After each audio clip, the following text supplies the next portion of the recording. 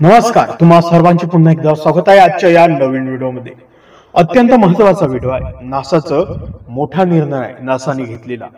International space station आता समुद्रात पाडणार।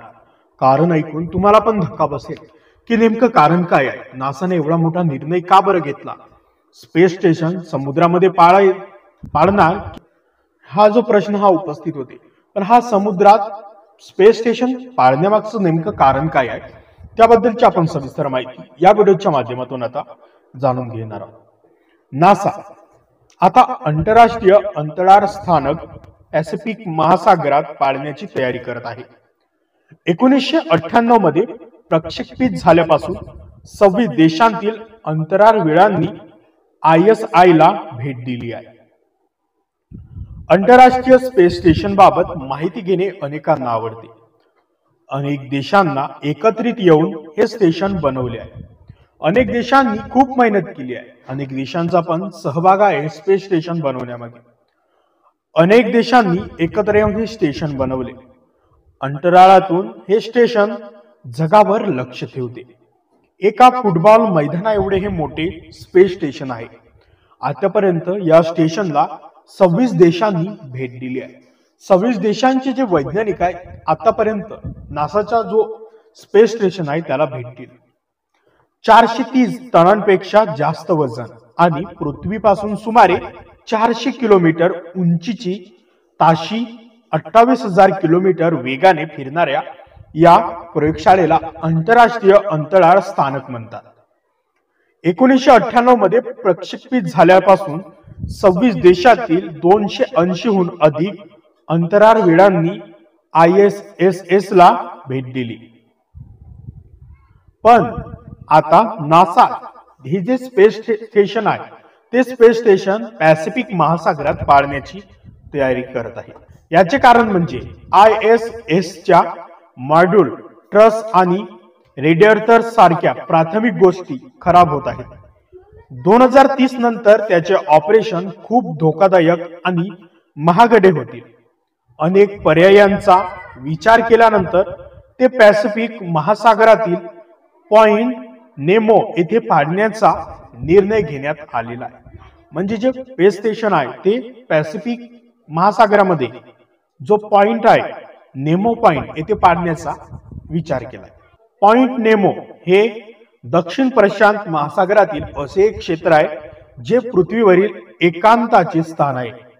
या ठिकाणी मानवाबद्दल विसरून जा, पण तिथे एकही पक्षी नाही। न्यूझीलंडच्या किनाऱ्यापासून 3000 मैल आणि अंटार्क्टिकापासून 2000 मैल अंतरावर असलेले हे ठिकाण दीर्घकाळापासून बंद पडलेले उपग्रह आणि अंतराळ यानांसाठी स्मशानभूमी आहे। इथेच अंतराळाचे स्पेस स्टेशन जे पाडत असतात। ISS चे संचालन नासा, रेस्कॉस्मॉस, ESA, जॉक्सा आणि कनेडियन स्पेस एजन्सी करतात। आता ते डिऑर्बिट करण्याची जबाबदारी त्यांच्याकडे असते। स्पेस एक्स $150 अब्ज खर्चून स्पेस स्टेशन ही ऑर्बिट करण्यासाठी एक डिऑर्बिट व्हेइकल तयार करेल। ISS ला नियंत्रित पद्धतीने पॉइंट नेमो येथे हे घेऊन जाईल आणि यासोबतच ISS चा 30 वर्षाचा प्रवास संपणार आहे।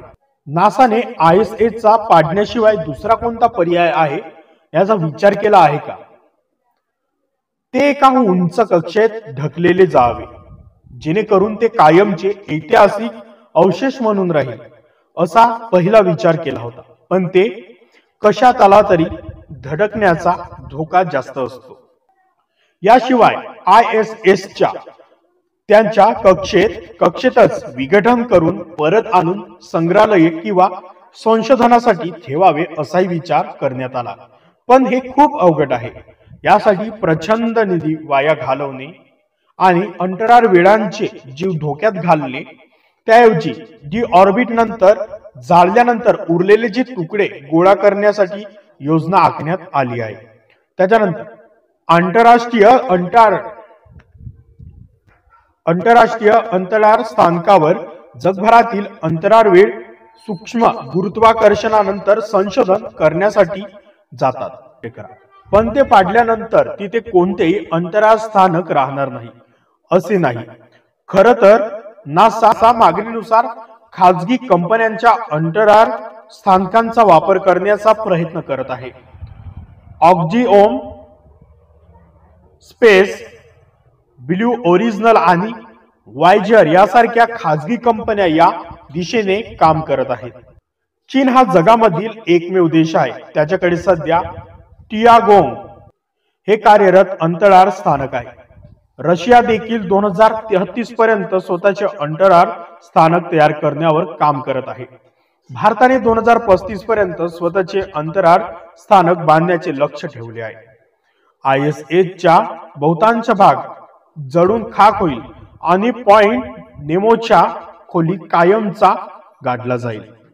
तर या व्हिडिओच्या माध्यमातून आपण ही अत्यंत महत्त्वाची माहिती जाणून घेतली। तुम्हाला व्हिडिओ आवडला असेल तर व्हिडिओला लाईक करा, चॅनलवरती नवीन असाल तर चॅनलला सबस्क्राईब करा आणि हा व्हिडिओ शेअर करा। पुन्हा भेटू एका नवीन व्हिडिओमध्ये एका नवीन विषयासह। संपूर्ण व्हिडिओ पाहिल्याबद्दल धन्यवाद। तर मित्रांनो, तुम्हाला विनंती आहे की आपल्या महाराष्ट्रातील नवनवीन योजना, शासन GR, शैक्षणिक माहिती व इतरही माहिती मिळवण्यासाठी आपल्या MG मराठी इन्फॉर्मेशन या यूट्यूब चॅनलला सबस्क्राईब करा आणि बेल आयकॉनला प्रेस करा। संपूर्ण व्हिडिओ पाहिल्याबद्दल धन्यवाद।